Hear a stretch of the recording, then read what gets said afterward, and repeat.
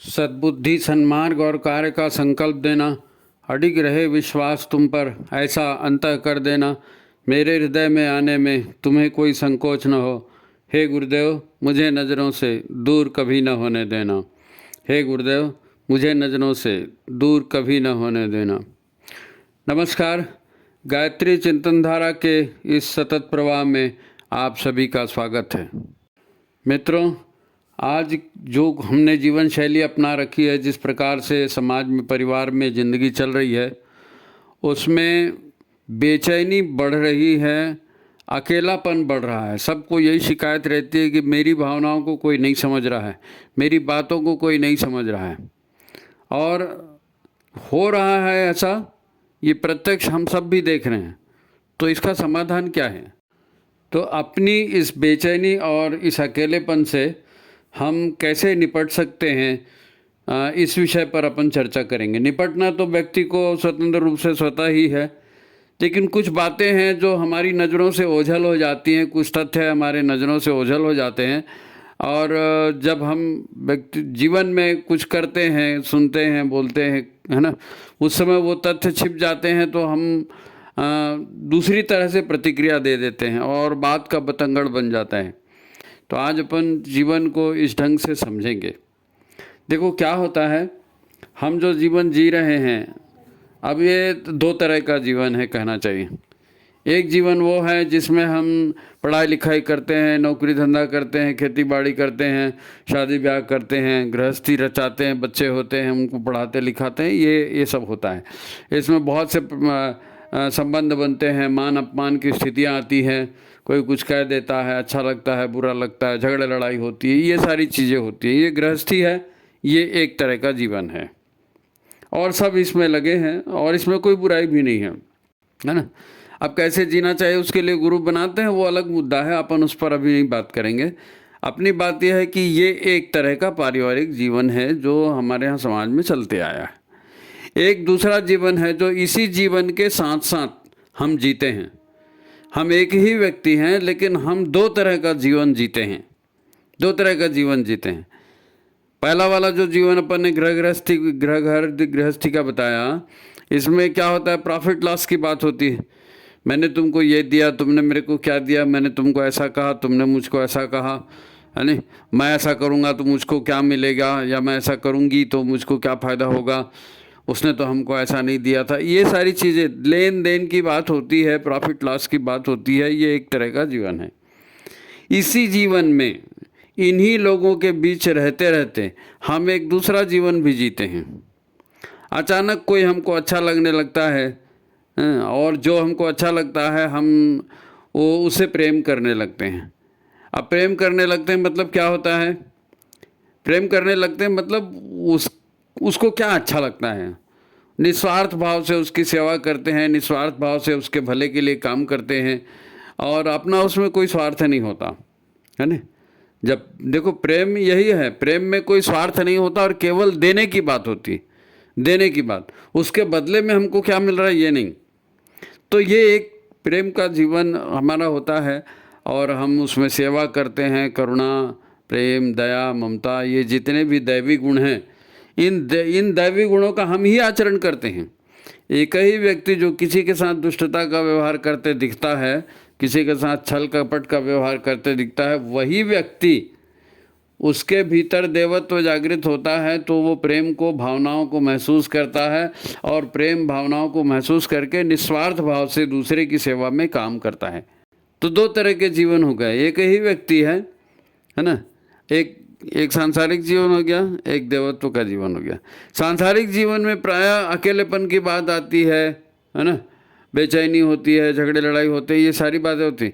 लेकिन प्रेम के जीवन में क्या होता है, उसमें ऐसा नहीं होता, उसमें कभी अकेलापन नहीं लगता। जिससे आप प्रेम कर रहे हैं वो सामने हो या ना हो, वो सामने हो या ना हो, आपको हमेशा उसके भलाई की चाहत रहती है ना। और ये बहुत उच्च कोटि का जीवन है देखा जाए तो।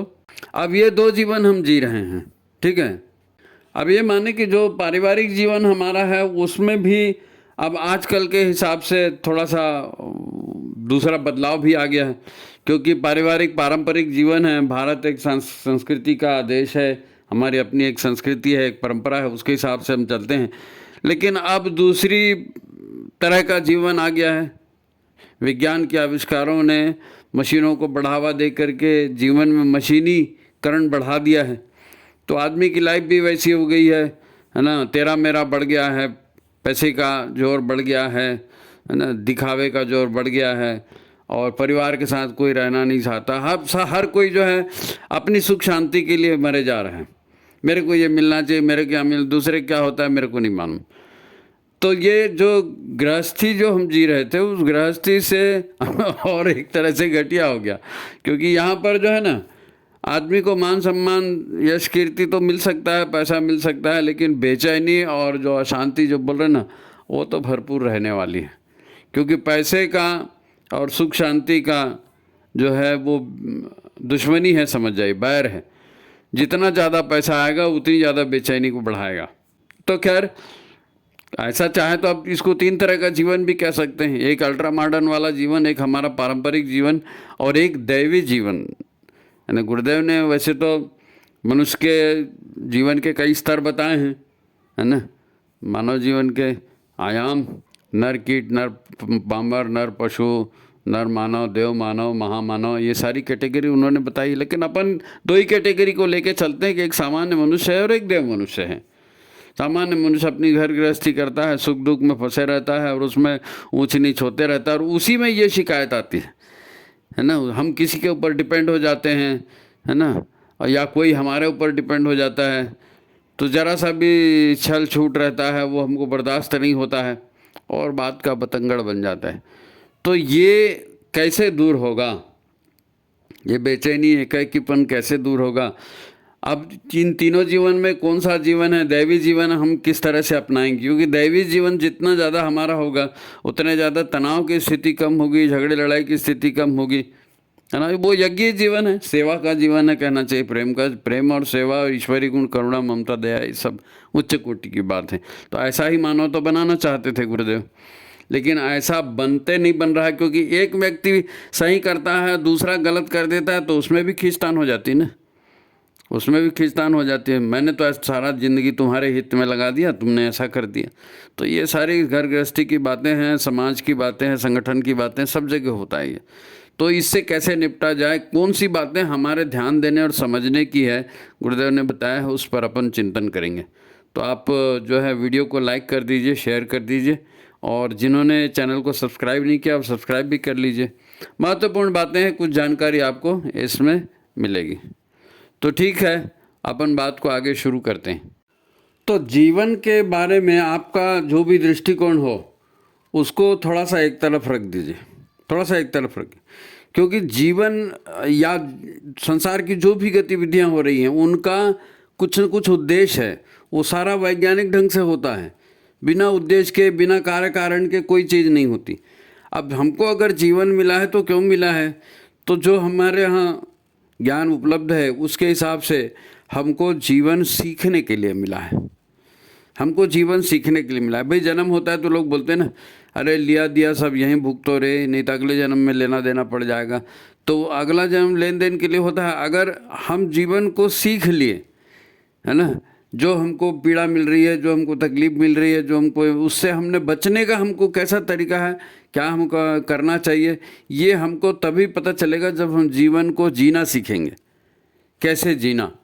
अब ये बोलना आसान है, क्योंकि मान सम्मान अपमान ये तो मन से जाता नहीं है, और उस बात को तो भूल नहीं सकते कि इसने मेरे साथ क्या किया था, कैसे किया था।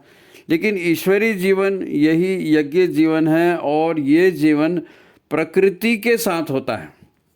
इस बात को याद रखेंगे कि ये जीवन प्रकृति के साथ होता है। जीवन में 2 चीज़ें हैं, एक आत्मा है, एक शरीर है। मैंने जीवन में 2 चीज़ें हैं, एक आत्मा है, एक शरीर। संसार भी ऐसे ही है, शिव और शक्ति का योग है नहीं।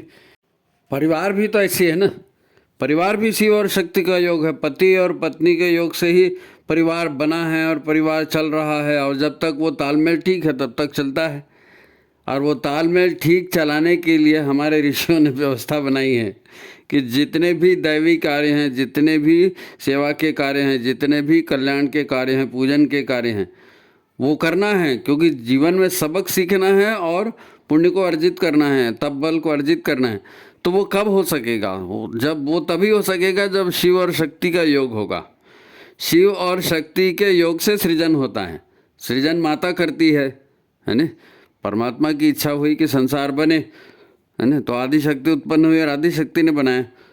तो दोनों मिलकर काम होता है। दृश्य रूप जो है वो प्रकृति का है ना, और उसके पीछे शक्ति ईश्वर की है। अब जब परिवार में आजकल बात आती है तो परिवार में ये चीज़ नहीं दिखती ना। परिवार में ये चीज़ कहाँ दिखती है? सब एक दूसरे के पूरक हैं करके कोई नहीं सोचता। सब यही सोचते हैं, तू भी इंसान है, मैं भी इंसान हूँ, मैंने खाया, तुमने खाया, तुमको ठंड लगती, मेरे को ठंड लगती, तुमको गर्मी होती, मेरे को गर्मी होती, तुमको पैसा चाहिए, यही तुम और मैं वही चलता है, तुम और मैं वही चलता है। तो वो एक ही जैसा मानने लगते हैं। पत्नी महिला जो है वो पुरुष को भी मानती है कि भाई मेरा हक है, तेरा हक है। पुरुष भी यही बोलता है, तेरा हक है, मेरा हक है। तो ऐसे में धर्म कृत्य नहीं होंगे, अच्छे काम नहीं होंगे, सबको जीवन बढ़िया मिल सके, सबका जीवन अच्छा चले, इसके लिए जो कार्य होते हैं ना, यज्ञ कार्य, वो नहीं हो सकते, क्योंकि शिव और शक्ति का योग नहीं हुआ। पति और पत्नी एक साथ नहीं चले। यही तो हो रहा है। अब पंडित जी आते हैं हमारे यहाँ, नहीं भाई आपके यहाँ यज्ञ है, आपके यहाँ पूजा है, हाँ अपने जोड़ीदार को बुलाओ, पत्नी है तो पति को बुलाओ, पति है तो पत्नी को बुलाओ, तो ले दे के पूजा पाठ में भले एक साथ बैठ जाते हैं, लेकिन जिंदगी की गाड़ी वही चलते रहती, क्योंकि सीखने वाला काम बंद है। अब पति पत्नी में तालमेल नहीं होता, इसके पीछे भी कारण तो यही है, पिछले जन्मों का लेन देन, है नहीं। आप उसकी इंसल्ट करोगे, वो आपकी इंसल्ट करेगा, आप उसके साथ छल करोगे, वो आपके साथ छल करेगा, आप उसकी बात नहीं मानोगे, वो आपकी बात नहीं मानेगा। वो सारा इस जन्म में वो रिपीट करते रहता है, वो एक दूसरे, क्योंकि कर्मों का निष्पादन होना है।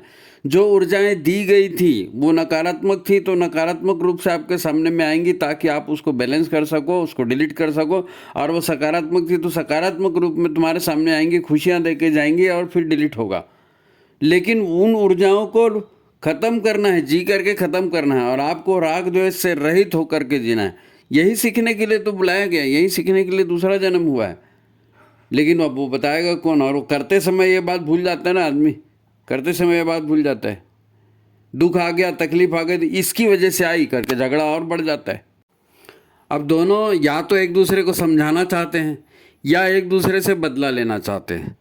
अब समझा रहा है उस जोड़ीदार को और वो नहीं समझ रहा है। अब एक दूसरे को समझाते समझाते कितनों निकल जाते, बरसों निकल जाते हैं, नहीं समझ पाते। क्यों नहीं समझ पाते? ऐसा नहीं है कि शब्द समझ में नहीं आते, लेकिन ऊर्जाओं का निष्पादन नहीं हुआ है। ऊर्जाओं का निष्पादन नहीं हुआ है तो वो तो उनको समझ में आएगा ही नहीं। अब सामने वाला पिछले जन्म के लेन देन का बदला निकाल रहा है, और क्या बोलोगे आप? अब दोनों में से जो पीड़ित पक्ष है वो बेचैन होता है कि कैसे इसको समझाऊं या फिर कैसे इससे बदला लूं। या तो आप समझाएंगे या तो बदला लेंगे, और सामने वाला समझ भी नहीं रहा है। अब बदला लेने के लिए परिवार की स्थिति है, आप उसको शारीरिक नुकसान करोगे और किसी तरह का नुकसान करोगे तो घुमा फिरा के आपके ऊपर आएगा वो, क्योंकि लाइफ पार्टनर है, वो भुगतेगा तो आपको भी भुगतना ही है। या तो फिर एकदम छोड़ो तोड़ो ताड़ो तलाक दे के जाओ। तो ये सारी स्थितियां हैं। अब वो तलाक देना भी समस्या का समाधान नहीं है, क्योंकि आपको जो भुगतना है वो कैसे भी करके आप भुगतोगे ही, कहीं ना कहीं से आके भुगतोगे। दूसरा ही आदमी बना लोगे तो क्या ठीक ठाक चलेगा? कोई ज़रूरी थोड़ी है। या दूसरी पत्नी बना लोगे तो वो भी ठीक ठाक आ जाएगी, वैसे तुमको प्रेम करेगी, ऐसा कोई ज़रूरी थोड़ी। पहली बार नहीं हुआ तो दूसरी बार भी नहीं होगा। ऊर्जाओं का लेन देन है। हमको इस बात को समझ, हमारी जो बेचैनी है, हमारा जो अकेलापन है, वो अकेलापन का मतलब क्या होता है? हम अपनी खुशियाँ चाहते हैं, हम अपनी खुशियाँ चाहते हैं। कोई हमको मिले, कोई हमको अच्छा बोले, कोई हमारा सम्मान करे, हैं, हमारी सुख सुविधा का ध्यान करे, हैं, हमसे बातचीत करें, हम उसके साथ में कुछ एक मित्रता का भाव अनुभव करें। ये एक चाहत होती है, लेकिन ये सपना बन गई है आजकल। ये सपना बन गई, क्योंकि ऐसा व्यक्ति मिलेगा कहाँ से? ज़िंदगी में इतनी तेज़ी आ गई है और सबको अपनी अपनी पड़ी है, तो कौन देखेगा? तो दूसरे से अपेक्षा करके आप कभी भी सुखी नहीं रह सकते, है ना। आप बदला भी लोगे तो भी सुखी नहीं रह सकते, समझा रहे हो तो भी नहीं समझ रहा है सामने वाला, आपकी बेचैनी बढ़ रही है, बेचैनी बढ़ेगी। तो इसका समाधान क्या है ना? समाधान क्या है? ईश्वर सच्चिदानंद स्वरूप है, निर्गुण निराकार सर्वव्यापी सत्ता है, हम जानते हैं ना। लेकिन जो दृश्य रूप है, इस दृश्य रूप को समझना पड़ेगा। ये दृश्य रूप है, ये प्रकृति है, ये दृश्य रूप प्रकृति है ना, शक्ति, क्योंकि संसार शक्ति से बना है और ये दिख रही है, ये पूरी शक्ति की संरचना है। इसीलिए शक्ति को माँ कहा जाता है, क्योंकि शक्ति ने ही ये सारा बनाया है। अब वो 3 तरह की शक्ति है, दुर्गा है, लक्ष्मी है, सरस्वती है, वो अपन जानते हैं, वो सब उन्हीं शक्तियों से तो बना है ना। एक शिव है संचालन करने वाले और ऊर्जा का मुख्य केंद्र, और उस ऊर्जा को क्रियान्वित करने वाली उनकी अर्धांगिनी कहलाती है शक्ति। शक्ति क्या है? शिव की अर्धांगिनी कहलाती है। तो यहाँ पर हम क्यों इस बात का उल्लेख कर रहे हैं? इस बात का उल्लेख इसलिए कर रहे हैं कि हमको जो दुख मुसीबतें पीड़ा होती है, इसमें कार्य कारण संबंध है ना, तो इस कार्य कारण का संबंध हमको समझना पड़ेगा। तो इसलिए अपन ने इसका उल्लेख किया, शिव और शक्ति का। अब घर में हम रहते हैं, आप खुद स्वाभाविक रूप से समझिए कि एक ही जीवात्मा है ना। वो इस जन्म में पुरुष है, अगले जन्म में स्त्री बन जाती है, पिछले जन्म में स्त्री थी, इस जन्म में पुरुष बन जाती है। क्यों बन जाती है? महत्वपूर्ण है, इन चीज़ों को समझना पड़ेगा। ये चीज़ें निरर्थक आपको लग रही होगी, लेकिन इसका कारण वो तनाव दूर करने में आपको मदद करेगा, तनाव दूर करने में मदद करेगा। स्त्री का पुरुष और पुरुष का स्त्री क्यों होता है?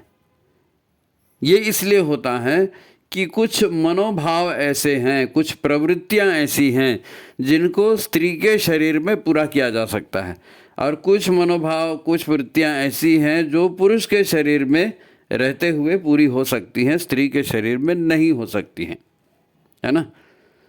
संरचना, जहाँ पर भी संरचना की बात आएगी, सौंदर्य की बात आएगी, कला की बात आएगी, संगीत की बात आएगी, रूप की बात आएगी, लावण्य की बात आएगी, सेवा की बात आएगी, उत्पादन की बात आएगी, संवर्धन की बात आएगी, पोषण की बात आएगी, वहाँ स्त्री आएगी, माँ आएगी। वहाँ स्त्री आएगी, वहाँ माँ आएगी, है ना। अब अगर स्त्री में पुरुष में गत जन्मों के कर्मों का कोई लेन देन नहीं है, कोई निगेटिविटी पॉजिटिविटी नहीं है, तब तो मुसीबत आने पर, परेशानी आने पर दोनों एक दूसरे से बात करेंगे, दोनों एक दूसरे का दुख हल्का कर लेंगे, और दोनों गरीबी में और दुखों में भी हंसते खेलते अपनी ज़िंदगी निकाल लेंगे, एक दूसरे को सहारा हो जाता है। विपरीत गुण हैं स्त्री और पुरुष के, है ना, विपरीत गुण हैं, सहारा हो जाता है। लेकिन जब ऐसा नहीं होता है, जब ऐसा नहीं होता है, तब क्या होता है? अगर कोई पुरुष है और उसने महिला पर अत्याचार किया है या महिलाओं पर अत्याचार किया है, तो अब वो सारी नकारात्मकता उसकी चेतना पर बैठ गई है। उस नकारात्मकता को उस पुरुष को न्यूट्रलाइज करना है। कैसे न्यूट्रलाइज करेगा? उसको वो भोग भोगना पड़ेगा, उसको वो भोग भोगना पड़ेगा। तब वो भोग भोग लेगा, तब उसको समझ में आ जाएगा कि हाँ भैया, ये जो था, जो हमने दूसरे को तकलीफ दी थी, ये तकलीफ कितनी दर्दनाक होती है, ये सहन करना है।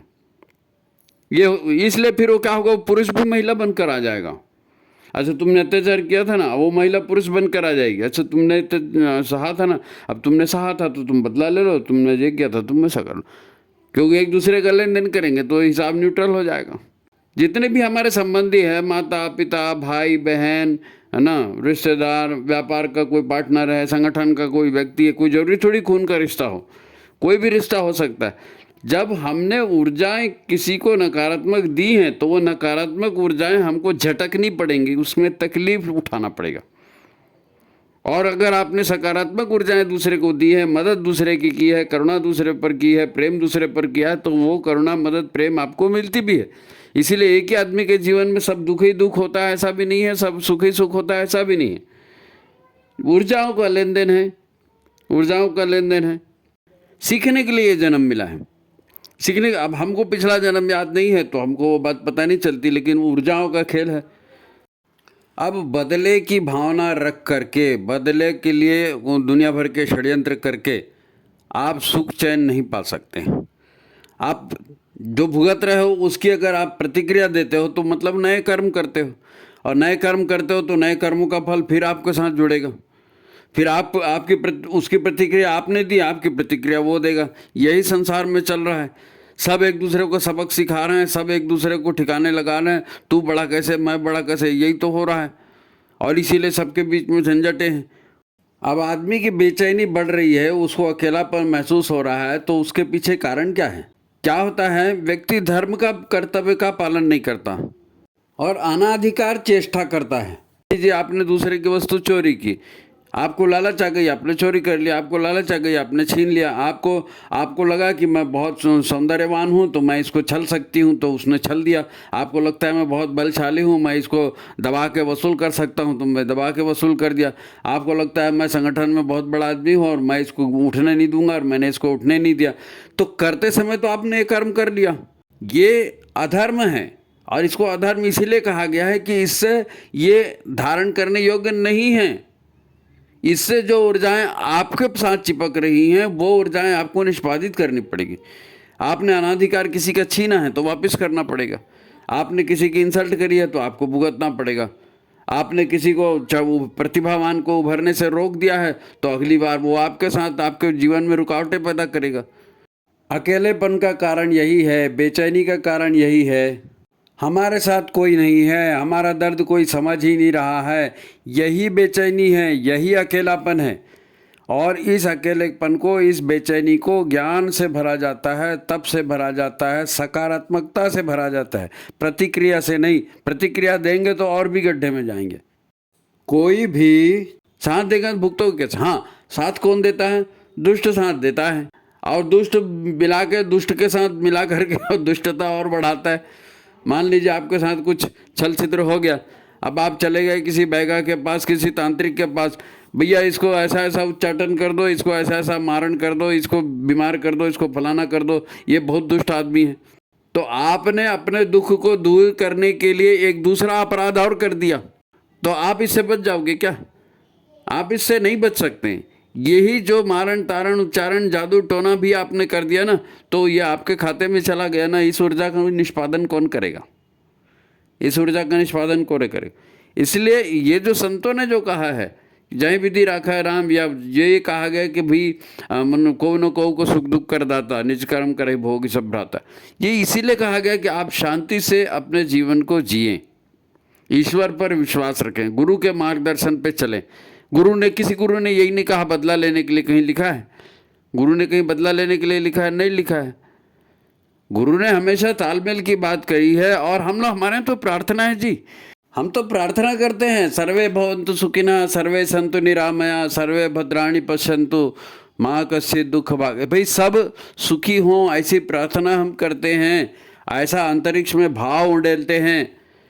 आज जो हमारे दुष्कर्म हो रहे हैं उसका कारण क्या है? बार बार संस्कारों की बात की जाती है, उसका कारण क्या है? भाई परिवार के संस्कार ठीक होंगे तो बच्चे के संस्कार ठीक होंगे, परिवार के संस्कार ठीक होंगे तो समाज के संस्कार ठीक होंगे, है नहीं? ये जो अपन शांति पाठ करते हैं ना, दैव शांति, अंतरिक्ष शांति, पृथ्वी शांति, आपा शांति, ये क्यों कहते हैं? क्योंकि ये जितना हमारा पर्यावरण है, हमारे घर से लेकर के, हमारे विचारों से लेकर के तो अंतरिक्ष ब्रह्मांड तक, ये सारा वातावरण सारा ऊर्जाओं से भरा हुआ है, सारा ऊर्जाओं से भरा हुआ है। तो जिस तरह की ऊर्जा का आप आह्वान करेंगे वो ऊर्जा आपके पास आ जाएगी। इसलिए तो भाई देव शांति अंतरिक्ष, सर्वे भवन्तु सुखिनः, सर्वे सन्तु निरामया, ये प्रार्थना कर रहे हैं। जब आप अच्छी प्रार्थना करोगे तो अच्छी शक्तियाँ आपके पास आएंगी और आपके भाव को पूरा करेंगे। बदला लेने के भाव करेंगे तो बदला लेने के भाव आएंगे। कोई भी काम आपसे नहीं हो रहा है, बेचैनी बढ़ रही है, तो उसके पीछे के कारणों को समझना पड़ेगा। हमेशा ये किसी का भाई आप अंग्रेजों ने आकर भारत को गुलाम बना दिया तो आप गुलामी सहते रहो, ऐसी वाली बात नहीं है। या मुसलमानों ने आक्रमण कर दिया, उनकी गुलामी सहते रहो, ऐसी वाली बात भी नहीं है, है ना? भाई नारी की रक्षा के लिए, धर्म की रक्षा के लिए, है ना, दीन दुखी की रक्षा के लिए वो तो शस्त्र उठाते हैं, वो तो धर्म है, उसको धर्म कहा गया है ना भाई। अहिंसा परमो धर्म, धर्म हिंसा तथैव च। धर्म के लिए यदि आपको हिंसा करना है और धर्म की रक्षा के लिए, क्योंकि धर्म ही रक्षा करने वाले नियम, धर्म मतलब ऐसे नियम, ईश्वरीय नियम जिनका पालन करने से किसी का नुकसान नहीं होता और सब मिलजुल करके आगे बढ़ सकते हैं। अब उसकी रक्षा के लिए आपको हथियार उठाना है तो वो तो धर्म है, उठाइए। अकेलापन और परेशानी का इलाज ये कभी भी नहीं हो सकता कि आप चुपचाप सहते रहें या आप बदले की भावना करें। आपको अपने विकास की ओर ध्यान देना है, अपनी छोटी लाइन को बड़ा करने पर ध्यान देना है। अपनी छोटी लाइन को बड़ा करने पर ध्यान देना है।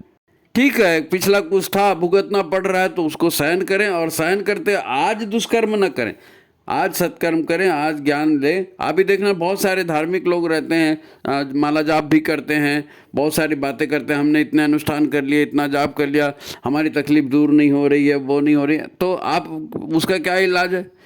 उसका मतलब यही है कि भाई नकारात्मक ऊर्जाएं थी वो पूरी समाप्त नहीं हुई हैं। भाई समंदर का खारा पानी है, 2 चम्मच शक्कर डाल दोगे तो मीठा थोड़ी हो जाएगा, है ना?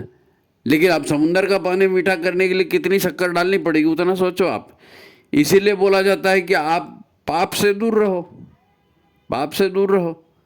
तो ईश्वर पर विश्वास रखो, ईश्वर की न्याय व्यवस्था पर विश्वास रखो, और आपके पास चारा भी क्या है? प्रतिक्रिया दो, प्रतिक्रिया दो तो और फंसो। भाई अगर नकारात्मक ऊर्जाओं का संचय है तो वो कटेगा कैसे? उसको तो भोग के ही काटना पड़ेगा, और क्या कारण, और उसका कोई निदान नहीं है। अब हमारा जो दूसरा जीवन है ना, वो दैवी व्यक्तित्व वाला, प्रेम दया करुणा ममता वाला, वो दूसरा व्यक्तित्व जो है हमारा, ये कभी कभी जागता है, कभी कभी जागता है, क्योंकि हम घर गृहस्थी में अपने कर्तव्यों के निर्वहन में, है ना, अब रोज़ का है अपना नहाना धोना खाना पीना, अपने काम पे जाना, ये करना, इसी में समय इतना हो जाता है। मैंने तुमको ये दिया था वो दिया था, तो घर की लेन देन वाली सारी बातें, तो उसमें आदमी को विश्राम नहीं होता है। और कभी कभी जब संकट की, मुसीबत की, अड़चन की बात आती है, तकलीफ़ की बात आती है, और सामान्य बोलचाल से वो सुलझता नहीं है ना, तकलीफ़ बढ़ती है, तो फिर आदमी को फिर याद आता है गुरु, परमात्मा याद आता है, फिर वो परमात्मा की ओर देखता है। परंतु परमात्मा की ओर भी पूरी तरह से ध्यान नहीं लगाता, पूरी तरह से परमात्मा के या गुरु के इशारों पर नहीं चलता है। उसको ये लगता है गुरुदेव इस मुसीबत से बचाओ, उसको मुसीबत से बचने के लिए गुरु याद आते हैं, मुसीबत से बचने के लिए परमात्मा याद आते हैं। और जैसी परिस्थिति टल गई तो हाँ धन्यवाद भगवान, धन्यवाद, जा मेरा काम बना दिया, हो गया, चला गया। लेकिन वो कार्य कारण संबंध का वहाँ पर ध्यान नहीं रख पा रहा है, कार्य कारण संबंध का ध्यान वहाँ नहीं रख पा रहा, क्योंकि नहीं रखेगा तो फिर वैसी स्थिति फिर आएगी ना। तो ये दैवत्व का गुण है, थोड़ी देर के लिए आता है और थोड़ी देर के लिए फिर चला भी जाता है। क्यों चला जाता है? इसलिए चला जाता है कि हमारे भीतर है नकारात्मकता भरी हुई है ना, तमस भरा हुआ है। वो तमस और नकारात्मकता जो है ना, वो पहले उभर कर आती है, क्योंकि हमारी चेतना उसको पिछले जन्मों से लेकर के आई है, उन्हीं को क्रियान्वित करने के लिए वो लेकर के शरीर धर के आई है। क्या उन ऊर्जाओं का निष्पादन पहले होना है। आदमी इसी से जो है ना निराश हताश होते रहता है, क्योंकि फिर उसको कोई प्यार नहीं करता, हमें प्यार नहीं करता, कोई ये बेचैनी उसको रहती है कि कोई हमको अच्छा नहीं बोलता, हमारा आगे जाके क्या होगा। हैं? अब यही तो भोग है, यही ऊर्जाओं का निष्पादन है। हैं? इसी को बोलते हैं कि तकदीर में ये लिखवा के लाए हो, ये भोग है, ये तो भोगना पड़ेगा। ये वही ऊर्जाएं हैं जो हमने दूसरे को दी थी और अब उनको रिटर्न करना है। दूसरे को ऐसी मुसीबत परेशानी में डाला था, इसलिए ये हो रहा है, नहीं तो नहीं होता। ऊर्जाओं का खेल बताया ना, वैज्ञानिक पूरा संसार विज्ञान के ही भरोसे चलता है। भाई हमारे गुरु भी मनुष्य शरीर धारण करके आए और मनुष्य गृहस्थी भी उन्होंने की, और इतने बड़े बड़े काम खड़े किए। छापा खाना चलाना कोई कम बात है, पुस्तकें निकालना, पत्रिका निकालना, नियम से उसको भेजना, संगठन खड़ा करना, अनुष्ठान के लिए सबको तैयार करना है, और प्रक्रिया चलाना अनुष्ठान की। मथुरा में अलग, शांति कुंज में अलग। उनको क्या तकलीफ नहीं होगी, उनको क्या अड़चने नहीं आई होगी, वो क्या हताश निराश नहीं हुए होंगे? क्यों नहीं होंगे? इंसान के रूप में आए हैं, हताश निराश बराबर होते हैं। भाई लक्ष्मण को मूर्छा बाण लगा था, सबके सब परेशान हो गए थे कि नहीं? राम भगवान परेशान हो गए थे, तो क्या गुरुदेव परेशान नहीं हुए होंगे? होंगे। लेकिन उन्होंने गुरु का काम किया, हर हाल में गुरु के इशारे पर चले, अपने गुरु पर विश्वास रखा। युग परिवर्तन के लिए मुझको भेजा गया है, मेरे गुरु ने ये कहा है, मेरे को एनी हाउ इसको करना ही है। गुरु के इशारे पर चले, और क्या है भाई। हर किसी के जीवन में दुख आते हैं, तो इन दुखों को कैश कीजिए, इन दुखों को कैश कीजिए। एक छोटा सा उदाहरण बता के मैं बात समाप्त करूंगा। छोटा सा उदाहरण, एक व्यक्ति था, उस व्यक्ति को दुर्घटना हो गई और उसको हॉस्पिटल में जाना पड़ा। लेकिन हॉस्पिटल से उसकी जल्दी छुट्टी भी हो गई।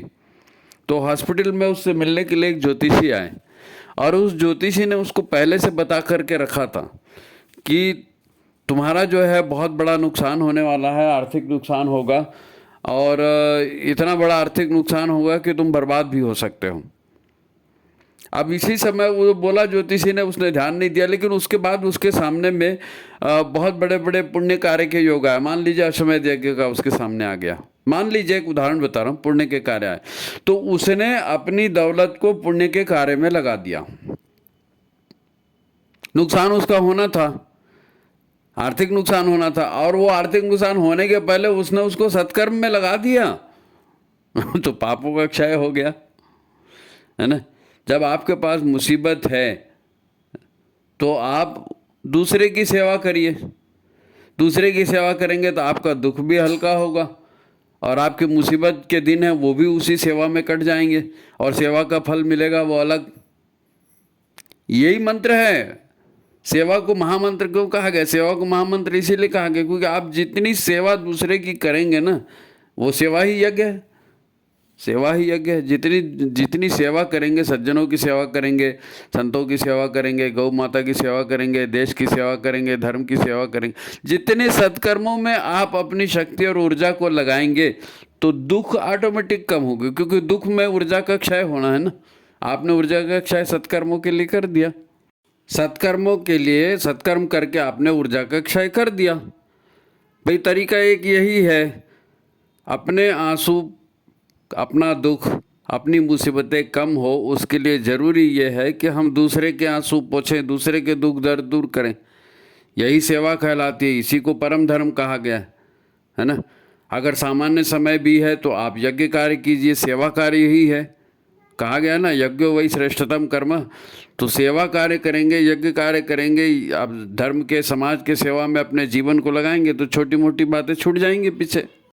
क्या है, जब तक हम दूसरे की समस्याओं को नहीं देखते ना, हमको अपनी समस्या बहुत बड़ी लगती है, बहुत ही बड़ी लगती है। अरे हमारे से ज़्यादा बड़े बड़े पीड़ित और भी हैं, हमारे से ज़्यादा दुखी और भी हैं, हमारे से ज़्यादा परेशान और भी हैं। उनको देखेंगे, उनके हित में कुछ काम करने की सोचेंगे तो हमारा काम हल्का हो जाएगा। यही तो विज्ञान है। समस्या खत्म, एक नई जिंदगी शुरू हो गई। और क्या है, बस रिएक्शन नहीं देना, प्रतिक्रिया नहीं देना। दूसरे को बुरा करने जाओगे तो और बुरा होगा। अरे भाई तुम्हारे हाथ में वर्तमान ही है और तुम्हारे साथ ईश्वर है। अब ईश्वर को महसूस नहीं कर रहे हैं और वर्तमान में काम नहीं कर रहे हैं। भविष्य नहीं सुधरता, भविष्य तो आज के कर्मों से बनेगा, आज के कर्मों से बनेगा। हमारी निराशा है, हमको वो प्रयास नहीं करने देती। हमारे भीतर भय पैदा हो जाता है असफलता की वजह से, तो वो भय हमको बेचैन करते रहता है कि आगे क्या होगा। तो इनसे मुक्ति चाहिए। तो मुक्ति के लिए गुरुदेव ने स्वयं फार्मूला दिया है ना जी। हम ईश्वर को सर्वव्यापी और न्यायकारी मानकर उसके अनुशासन को जीवन में उतारेंगे। इसका क्या मतलब है? इसका क्या मतलब है? शरीर को भगवान का मंदिर समझकर आत्म संयम और नियमितता द्वारा आरोग्य की रक्षा करेंगे। सूत्र हमारे पास में है। तो निराश और हताश बनने से कोई मतलब नहीं। हमारे पास गुरुदेव हैं तो हमारे पास सब कुछ है। हर तरह की निगेटिविटी खत्म हो जाएगी। बहुत बैठिए, गहराई से बैठिए नकारात्मकता। भाई निगेटिविटी आई ही क्यों? निगेटिविटी सोचने से आई है। निगेटिव सोचना बंद कर दो, अच्छा सोचो, बुद्धि को सही दिशा में चलने दो, सही काम में लगाओ, निगेटिविटी अपने आप खत्म हो जाएगी। गुरुदेव ने स्वयं कहा, मनुष्य जैसा सोचता है वैसे करता है, जैसे करता है वैसे हो जाता है नहीं। तो उम्मीद है आज का विषय आपको अच्छा लगा होगा और ध्यान इस पर देना ज़रूरी है क्योंकि इसके सिवा और कोई रास्ता भी नहीं है। उम्मीद है आपको अच्छा लगा होगा। वीडियो को लाइक कीजिए, शेयर कीजिए, सबको भेजिए ज़्यादा से ज़्यादा लोगों तक, है ना। सभी को प्रणाम, नमस्कार।